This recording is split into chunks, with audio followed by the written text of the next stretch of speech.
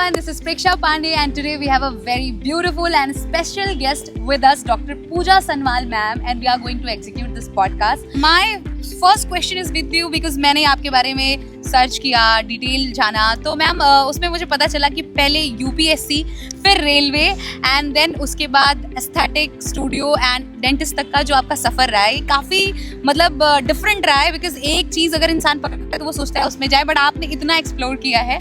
तो मैं चाहती हूँ जानना कि आपके इन जर्नी में सबसे ज़्यादा आपको किस चीज़ ने मोटिवेट किया और आपकी जर्नी कैसी रही? Firstly, thank you so much, Preksha. And I always wanted to bring a positive change to my patient's life. तो रेलवेज़ ने जहाँ मुझे सिखाया सिंसेरिटी और डिसिप्लिन मेंटेन करना पेशेंट केयर के बारे में, बट एक कहीं ना कहीं कुछ स्पार्क मिसिंग था। I wanted to do something creative for my patients, so that is I entered into aesthetics. Aesthetics ने मुझे सिखाया कि कैसे मैं सिर्फ स्माइल नहीं, पेशेंट को एक कॉन्फिडेंट लाइफ भी दे सकती हूँ। जहाँ डेंटिस्ट्री पेशेंट को एक खुलकर हंसना सिखाती है, वहीं एस्थेटिक्स उसको कॉन्फिडेंटली प्रेजेंट करने की ताकत देती है। मेरा विजन बहुत ही सिंपल था, मुझे एक ही जगह पर पेशेंट को सारे ट्रीटमेंट्स देने थे। मैं नहीं चाहती थी कि अगर कोई पेशेंट मेरे पास आए तो फिर उसको इधर उधर भागना पड़े फॉर डिफरेंट सर्विसेज, चाहे स्माइल हो, बाल हो, फेस हो या कोई फेशियल ही क्यों ना हो। हर चीज़ अगर पेशेंट को एक ही जगह पर मिलेगी तो ऑब्वियसली वो ज़्यादा खुश होकर के निकलेंगे। मैम मैं आपसे ये जानना चाहूँगी कि किसी व्यक्ति का आत्मविश्वास बढ़ाने के लिए डेंटिस्ट और एस्थेटिक मेडिसिन जो होती हैं वो एक दूसरे की कैसे मदद करती हैं? So I will give you an example. अगर आपकी स्माइल बहुत अच्छी है लेकिन आपकी स्किन अनहेल्दी है तो क्या आप कॉन्फिडेंट रहोगे? I don't think so. Similarly अगर आपकी स्किन बहुत अच्छी है बट आपकी स्माइल उतनी कॉन्फिडेंट नहीं है, क्रुकेड है, ब्रोकन है, एनीथिंग, तो तब भी इंसान का कॉन्फिडेंस लूज होता है। That is where absolute dental care and aesthetic studio came into my thoughts कि क्यों ना हम पेशेंट को एक ऐसी चीज़ दें जिसमें उसकी पूरी फेशियल हार्मनी हम मेंटेन कर सकें, उसकी स्माइल डिजाइनिंग से लेकर के उसकी स्किन हेल्थ तक। When everything will go hand in hand, the patient will be more confident. So ma'am, your AI facial has been creating a lot of buzz. So क्या आप हमें इसके बारे में डिटेल में बता सकते हैं? क्या है, कैसे है? AI facial is nothing but personalization. Okay. सबकी स्किन अलग अलग होती है, सबके फेस के कंसर्न्स अलग अलग होते हैं, pigmentation, pores, wrinkles, dullness, whatever it is. तो AI फेशियल में हम पहले स्किन को एनालाइज करते हैं, स्किन का डायग्नोसिस होता है अच्छे तरीके से कि what is basically the need of the face, and उसके बाद पेशेंट का ट्रीटमेंट प्लान कस्टमाइज किया जाता है ताकि वन प्लान सूट्स ऑल वाला सिस्टम ना रहे एंड हर पेशेंट को उसके अकॉर्डिंग उसका ट्रीटमेंट दिया जाए।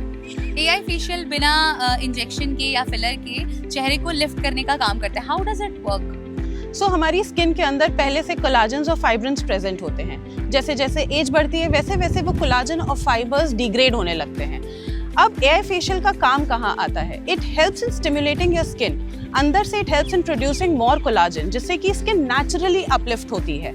So the main concern here is regenerating your collagen and fibres, ताकि वो लॉन्ग लास्टिंग इफेक्ट भी रहे और स्किन हेल्दी लगे even after ageing. So ma'am बहुत सारे दर्शकों का ये सवाल होगा कि ये जो AI फेशियल है हमें मंथ में कितनी बार करवाना चाहिए? ओके, सो स्किन की जो साइकिल होती है वो 4 से 6 हफ्ते की होती है। हम पेशेंट को एडवाइस करते हैं कि वही 4 से 6 हफ्ते की साइकिल वो अपने फेशियल्स की भी रखे ताकि स्किन की रीजनरेशन के साथ में उसको रिप्लेनिशमेंट भी मिल जाए। साथ में हाइड्रेशन का बहुत इंपॉर्टेंट ध्यान रखना होता है। किसी भी फेशियल के बाद अगर आप ये सोच लो कि सिर्फ एक फेशियल कराने से you are done with it, no, उसकी मेंटेनेंस आपकी जिम्मेदारी होती है। Regular application of sunscreen, moisturization, ये सब मेंटेन आप ही को ही करना होता है। And yes, one very important thing, Preksha, which I would like to tell is healthy skin सिर्फ एक सिंगल बार विजिट से नहीं मिलती है। कोई मिरेकल एक्सपेक्ट मत करिए, it is all science. Consistency is the key to a healthy skin. So आप ट्रीटमेंट से पहले न्यूट्रिशन और एंटीऑक्सीडेंट पर ध्यान देते हैं, तो इसके बारे में हमारे दर्शकों को जरा डिटेल में बताइए मैम। मैं हमेशा कहती हूँ कि अगर बॉडी में न्यूट्रिशनल डेफिशिएंसीज हैं तो कभी आपकी स्किन ग्लो नहीं कर सकती। चाहे आप जितनी महंगी से महंगी क्रीम्स लगा लीजिए, इट वोंट वर्क अगर आप अंदर से हेल्दी नहीं हो, आपका लाइफस्टाइल हेल्दी नहीं। That is why we always check a patient's antioxidant level, उनका ऑक्सीडेटिव स्ट्रेस चेक करके, न्यूट्रिशनल डेफिशिएंसीज चेक करके तभी हम आगे ट्रीटमेंट के लिए प्रोसीड करते हैं। सो मैम मैं आपसे जानना चाहूंगी कि लोगों के बीच में सबसे बड़ा मिथ क्या है कॉस्मेटिक एंड एस्थेटिक ट्रीटमेंट को लेके? So the biggest misconception is कि एस्थेटिक्स आपको फेक या आर्टिफिशियल बना देता है। नहीं, वी डोंट वांट दैट। हम चाहते हैं कि लोग आपसे ये पूछें कि oh wow, you looking so fresh and so natural today. We don't want people to ask you कि अच्छा तुमने कुछ करवाया है क्या अपने फेस पे। मैम आपके हिसाब से ऐसे कौन से ट्रेंड या टेक्नोलॉजी है जो एस्थेटिक इंडस्ट्री को और भी शेप देंगे? So future personalised health care का है.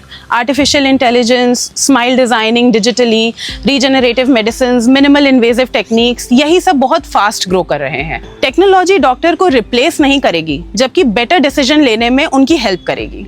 सो मैम मेरा लास्ट सवाल आपसे ये है कि अगर कोई डेंटल या एस्थेटिक ट्रीटमेंट को लेकर हेजिटेट हो रहा है तो उसको आप क्या एडवाइस देना चाहेंगे? Okay, so most important thing is कि नेवर पोस्टपोन योर हेल्थ. चाहे कोई स्किन कंसर्न हो या डेंटल प्रॉब्लम हो, जितना आप उसे डिले करोगे उतना ही ज़्यादा प्रॉब्लम बड़ी दिखाई देगी. जितना जल्दी, टाइमली, प्रिसाइसली आप उसे दिखा लोगे, उसका ट्रीटमेंट करवा लोगे, उतना ही वो बेटर ट्रीट हो पाएगी. And one more big thing is कि कभी भी सोशल मीडिया ट्रेंड्स को देखते हुए अपने स्किन के ऊपर कुछ भी ट्राई मत करिए. Always consult your doctor and उसके बाद ही अपना स्किन केयर डिसाइड करिए. So thank you so much doctor Pooja Sanwal ma'am, आपने हमें अपना इतना कीमती समय दिया और मैं आशा करती हूँ कि हमारे दर्शकों को भी इससे काफ़ी सारी हेल्पफुल चीज़ें मिली होंगी. और अगर आपका कोई सवाल है तो आप कमेंट बॉक्स में हमें कमेंट करके ज़रूर पूछिएगा.